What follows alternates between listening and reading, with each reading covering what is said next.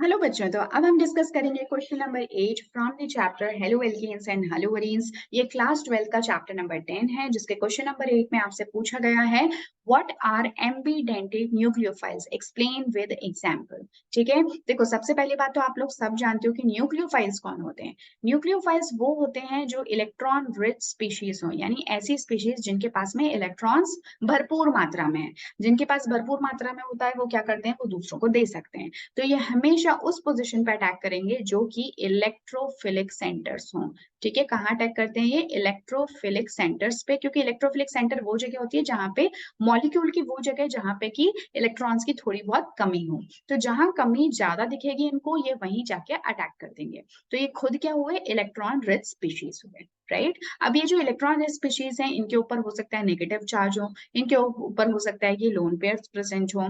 ठीक है, हो सकता है कि ये कहीं पे इनके पास में मल्टीपल बॉन्ड्स हो। तो किसी भी फॉर्म में इनके पास में क्या होते हैं, एक्स्ट्रा इलेक्ट्रॉन्स होते हैं। तो इनको तो हम कहते हैं न्यूक्लियोफाइल्स। अब एम्बिडेंटेड न्यूक्लियोफाइल्स वो होते हैं जिनमें कि ये ऐसे वो ग्रुप्स होते हैं। न्यूक्लियोफाइल क्या स्पीशीज है ना, ये ग्रुप्स हैं। तो ये उस तरह की स्पीशीज होती है जिन जो एक से ज्यादा साइड से, मोर देन वन साइड से क्या कर सकते हैं, अटैक कर सकते हैं। ठीक है, यानी मोर देन वन साइड इनके पास में क्या है, इलेक्ट्रॉन रिच है। तो ये कभी मन किया तो ए साइड से अटैक कर सकते हैं, या मन किया तो बी साइड से भी। जैसे ए बी सी कोई फॉर्म है तो आप देखोगे कि ए से भी अटैक कर सकता है, सी से भी अटैक कर सकते हैं, क्योंकि दोनों ही मान लो इलेक्ट्रॉन रिच है। यहाँ पे मान लो नेगेटिव चार्ज है, यहाँ पे लोन पेयर है। तो कभी ए से अटैक कर लिया, कभी सी से अटैक कर लिया।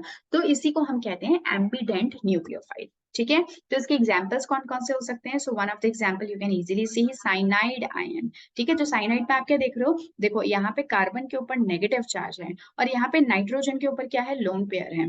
तो इसीलिए इसी की जब हम रेजोनेटिंग फॉर्म बनाएंगे तो आप वहां से देख सकते हो, अगर हम फर्स्ट फॉर्म की बात करें तो जहाँ पे नेगेटिव चार्ज है वो साइड क्या होगी, इलेक्ट्रॉन डोनेटिंग होगी।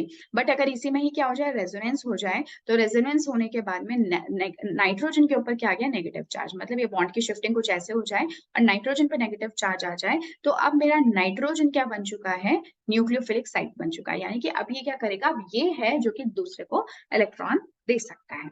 राइट, इसी के कुछ एग्जाम्पल जो आप देखते हो वो आपने देख रखा है, NaCN और AgCN। तो एक्चुअली हम क्या देखते हैं कि NaCN के केस में, क्योंकि जो सोडियम और कार्बन का बॉन्ड है ये कैसा है, पोलर है, तो यहाँ पे कार्बन की तरफ से अटैक होता है यानी साइनाइड बनता है। जबकि AgCN की बात करें तो AgCN का बॉन्ड जो होता है वो काफी ज्यादा कोवलेंट नेचर का होता है, तो ये बॉन्ड टूट नहीं पाता। तो जो अटैक है वो कहाँ से होता है, नाइट्रोजन के साइड से होता है। तो आप यहाँ पे देखते हो कि जो भी कंपाउंड बनेगा ना, लेट्स से किससे जो कंपाउंड बन रहा है वो एल्काइल ग्रुप के साथ बन रहा है, तो यहाँ पे बन जाएगा RCN। जबकि अगर हम इसके केस में देखेंगे तो यहाँ पे जो कंपाउंड बनेगा वो होगा RNC। ठीक है, तो ये होता है आपका साइनाइड और आइसोसाइनाइड। ठीक है, इसको पहले वाले को हम कहते हैं साइनाइड और इसको हम कहते हैं आइसोसाइनाइड। तो ये कुछ आपके एग्जाम्पल्स हो गए। इनके अलावा भी और कई सारे एग्जाम्पल होते हैं। एक तो हमने CN और NC देख लिया, ठीक है, साइनाइड और आइसोसाइनाइड। इसी तरह से आपके क्या होते हैं, थायोसाइनेट भी होते हैं। सो SCN और आइसोथायोसाइनेट यानी कि NCS। तो थायोसाइनेट में सल्फर की तरफ से अटैक होता है, जबकि आइसोथायोसाइनेट में नाइट्रोजन की तरफ से अटैक होता है। ठीक है, इसी के अलावा आपका ग्रुप होता है जैसे कि नाइट्रो ग्रुप, और होता है नाइट्राइट ग्रुप, तो वो होता है ONO। तो ONO में ऑक्सीजन की तरफ से अटैक होता है, जबकि नाइट्रो ग्रुप में नाइट्रोजन की तरफ से। तो आप देख रहे हो कि अलग अलग कंडीशंस के हिसाब से, जरूरत के हिसाब से, या फिर किस तरह की एटम्स के साथ ये बॉन्डेड है। जैसे मैंने बताया कि अगर बॉन्ड अगर पोलर है, जैसे सोडियम और C के बीच का बॉन्ड पोलर है, तो आराम से साइनाइड इजीली निकल जाएगा। बट Ag और C के बीच का बॉन्ड जो है वो कोवलेंट कंपाउंड है, तो इसलिए वो इतना इजीली बॉन्ड ब्रेक नहीं कर पाएगा और अटैक किस तरफ से होगा, नाइट्रोजन की तरफ से।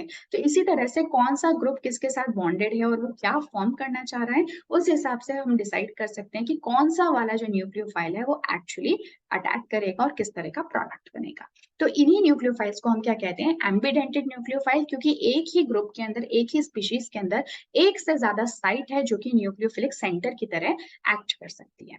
ठीक है, so yes, this was all about this question. काफी छोटा सा ये क्वेश्चन था न्यूक्लियोफाइल से रिलेटेड। सो आई गेस कि आप लोगों को अच्छे से समझ में आ गया होगा। अब हम मिलेंगे नेक्स्ट क्लास में और नेक्स्ट क्वेश्चन, क्वेश्चन नंबर 9 को डिस्कस करेंगे। So till then take care, good bye, thank you so much.